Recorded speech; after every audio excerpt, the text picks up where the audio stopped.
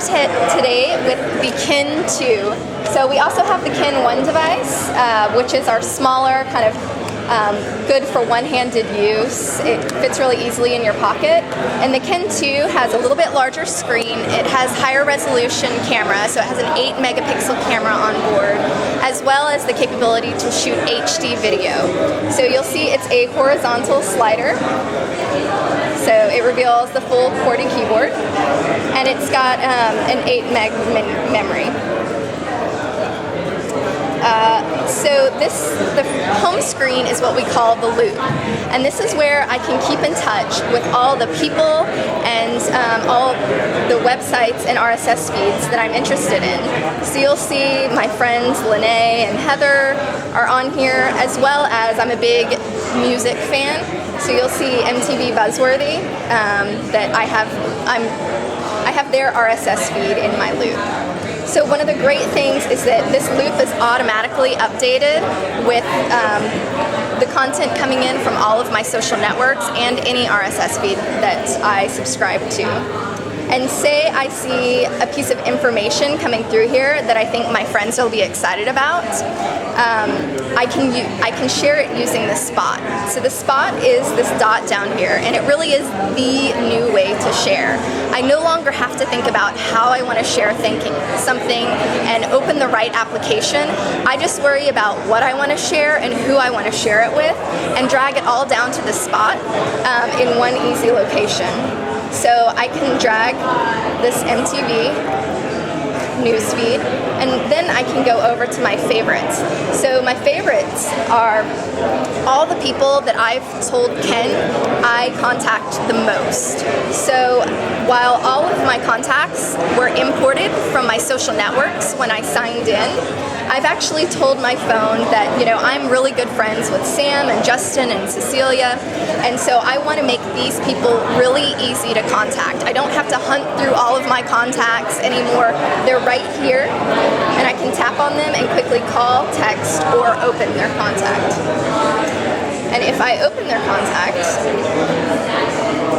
I can go through and see Cecilia's Facebook page, and it's all of her wall postings, all of her status message updates, and everything that's going on. So I don't actually have to go to Facebook in my browser. It's all right here. And her MySpace page is here as well. So I think Cecilia is really going to be interested in that MTV article that I found. So I'm going to take her and drag her down to this spot, and I'm going to take my friend Justin, who's really into music, and drag him into the spot. And now all of a sudden I have that RSS news article that I found, and I have the people that I want to share it with.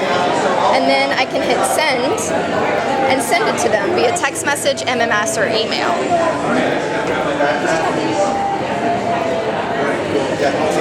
And I can go over here as well. We look on board, the camera application that comes with Kin is really great.